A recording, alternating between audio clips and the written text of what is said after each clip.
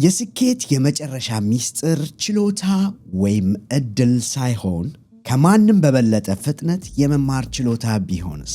ሰላም ጤና ይስጥልን። እንኳን ወደ ቻናላችን በደህና መጣችሁ። ዛሬ ስለ አንድ በጣም አስፈላጊ ነገር እንነጋገራለን። በዚህ በዓለማችን ላይ ከምንኖረው ሰዎች መካከል በሚያሳዝን ሁኔታ 1% የሆኑ ሰዎች እንደ ኤላን ማስክ፣ ጄፍ ቤዞስ፣ ቢል ጌት እና የመሳሰሉ ግለሰቦች አብዛኛውን የምድር ሀብት ተቆጣጥረዋል። ብቻቸውን ለማመን በሚያዳግት መልኩ አብዛኛውን የምድር ሀብት ይዘዋል። የተቀረነው 99% የምንሆን ህዝቦች በመካከለኛ ወይም በድህነት እንኖራለን።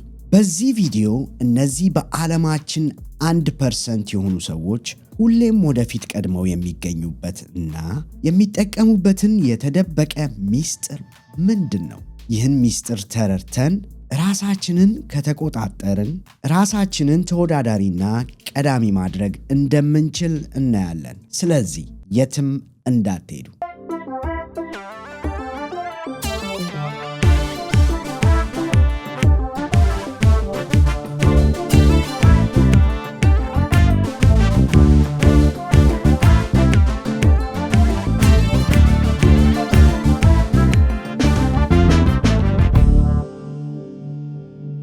በዛሬዋ በጣም ፈጣንና ብዙ ውድድር ባለባት ዓለም ውስጥ የማያቋርጥ ትምህርትና እድገት የግድ አስፈላጊ ነው። እዚህ ጋር የማወራው ትምህርት ስል ሬጉላር ትምህርት ዩኒቨርሲቲ ወይም ካሌጅ ገብተን ስለመማር አይደለም። በየቀኑ ትንሽም ቢሆን አእምሮአችንን አዲስ ነገር ማስተማር ማለቴ ነው። ለምን በየቀኑ መማር አለብን የሚለውን እንይ። እስኪ የሆኑ ሁለት ሰዎች እናስብ። በተመሳሳይ ዕድሜ ያሉ፣ ተመሳሳይ የትምህርት ደረጃ ያላቸው፣ እኩል የተመረቁ፣ አንድ አይነት ስራ የሚሰሩ ወይም የጀመሩ ሁለት ሰዎችን እናነጻጽር። እነዚህ ሁለት ሰዎች ምንም እንኳን ሁለቱም ሲጀምሩ ተመሳሳይ ተስፋ፣ ተመሳሳይ ኢነርጂ ቢኖራቸውም ከጊዜ በኋላ አንደኛው ከሌላኛው በይበልጥ እያደገ ልዩነታቸው እየሰፋ ይሄዳል። ይህ እንዴት ሊሆን ይችላል? አንደኛው ከሌላኛው ህይወቱ እየተሻሻለ የሚሄደው ራሱን ባለበት አላቆመም። ራሱን በቀን በቀን እያስተማረ ራሱን አፕዴት እያደረገ ስለሚሄድ ነው። ዛሬ ዓለም በየጊዜው በፍጥነት እየተቀየረ ነው። ዕውቀታችንና ክህሎታችንን በየጊዜው የማናሳድግ ከሆነ እመኑኝ ከውድድር ውጪ ሆነን እናገኛለን። ነገር ግን በየቀኑ አዳዲስ ነገሮችን ወይም ክህሎቶችን በመማር ተወዳዳሪነታችንን ማሻሻል አለብን። አዲስ ነገሮችን ስንማር ከለውጡ ጋር መራመድ እንችላለን። የወደፊት ብሩህ ተስፋ ያላቸው፣ የወደፊት ህይወታቸው የተስተካከለ የሚሆኑ ሰዎች ራሳቸውን ቀን በቀን የሚያስተምሩና ዕውቀታቸውን ከዘመኑ ጋር ከጊዜው ጋር አፕዴት የሚያደርጉ ሰዎች ብቻ መሆናቸውን መረዳት በጣም አስፈላጊ ነው። ቤተሰብ፣ አንድ የረሳችሁት ያለ ነገር አለ። ምን ይመስላችኋል?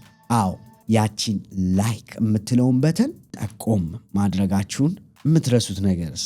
በሉ እንግዲህ ላይክ ማድረጋችሁን እንዳትረሱ። ለቻናሉ አዲስ የሆናችሁ ወይም ከዚህ በፊት ሰብስክራይብ ማድረጉን የዘነጋችሁ ሰብስክራይብ የሚለውን በተን ጢቃ አድርጉት።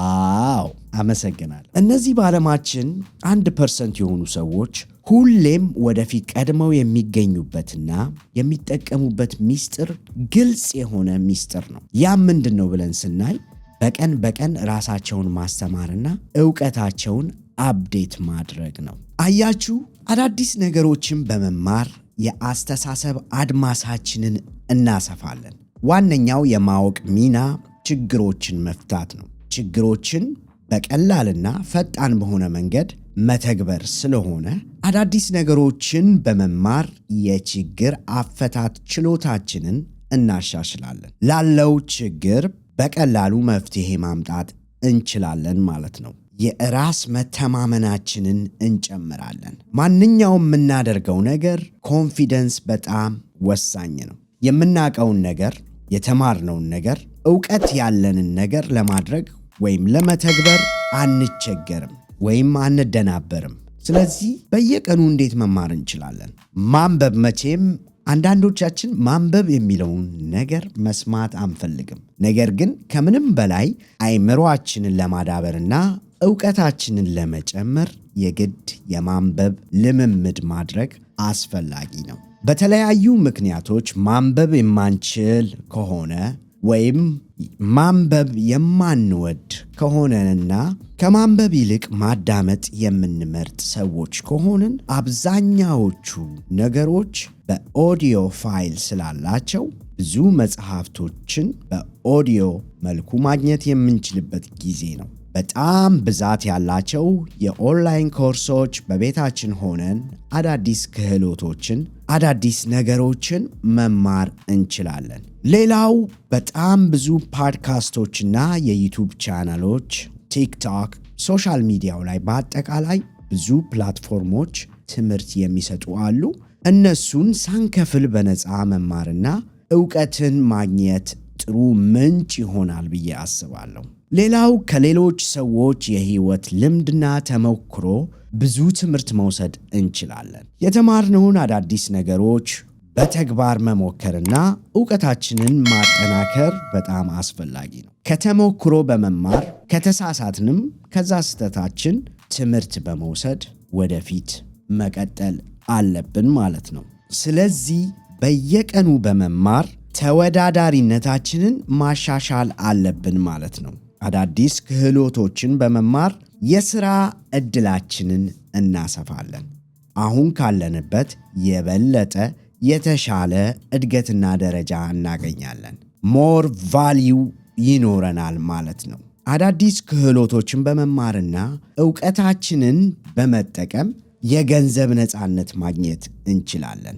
አሁን ከምንሰራው ወይም ከምናገኘው ሞር ማግኘት እንችላለን ማለት ነው። የግል እድገታችንና ኑሮአችንን እናሻሽላለን። ሌላው በጣም አስፈላጊ ነገር በየቀኑ በመማር የአስተሳሰብ ለውጥ እናመጣለን። ባወቅን ቁጥር ማይንድሴታችን በጥሩ መልኩ እየተቀየረ ነገሮች በግልጽ እየታዩን ይመጣሉ። ነገሮች እየቀለሉን ይመጣሉ ማለት ነው። አሁን ራሳችንን ቀን በቀን ለማስተማር እንዴት ማላመድ እንችላለን የሚለውን እንይ። የመጀመሪያው የትምህርት ዕቅድ ማውጣት። ምን መማር እፈልጋለሁ? ያንን መወሰን የግድ ነው። ምን ላይ ነው ኢንትረስት ያለኝ? ምን አይነት ነገር ባውቅ ነው የሚያስደስተኝ ወይ የምፈልገው የሚለውን ጥያቄ መመለስ አስፈላጊ ነው። ያው እንደምታውቁት የማንፈልገውን ነገር መማር ውጤታማ ሊያደርገን አይችልም። ኢንትረስት በሌለን ነገር ላይ ዝም ብለን ብንጥርም ፍላጎቱ ከውስጣችን ስላልሆነ ያ ነገር ሊሳካልን አይችልም ማለት ነው። ሌላው ለትምህርት የተወሰነ ጊዜ መመደብ ያስፈልጋል። የመማሪያ ምንጮቹን መምረጥ። ቅድም እንደጠቀስነው የተለያየ ኦፕሽኖች አሉን በአሁኑ ሰዓት።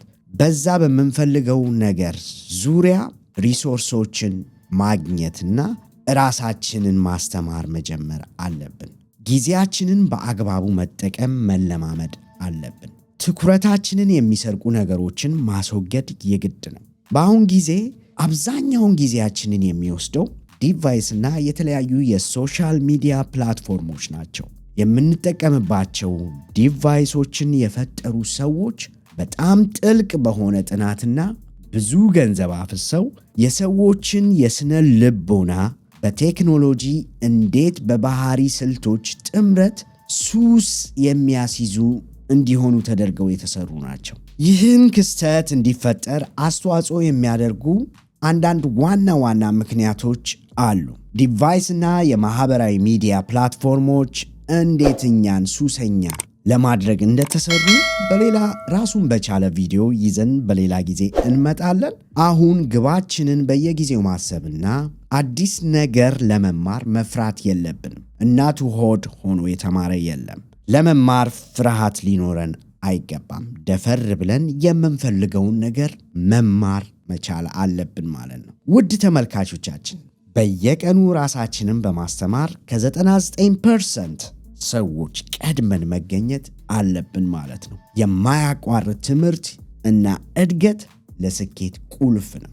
በየቀኑ አዲስ ነገር መማራችንን እርግጠኛ መሆን አለብን። አዲስ ክህሎቶችን፣ አዲስ ነገሮችን መገንባት የወደፊት ሕይወታችንን እያቀለልን እንሄዳለን ማለት ነው። ጊዜያችንን ለማንም በማይጠቅም ነገር ላይ ማጥፋት በራሳችን መቀለድ መሆኑን መረዳት አለብን። ራሳችንን በማስተማር የአስተሳሰብ አድማሳችንን ማስፋት የተሻለ ኑሮ እንዲኖረንና የተሻለ ዜጋና የተሻለ ሰው ሊያደርገን ይችላል ብዬ አምናለሁ።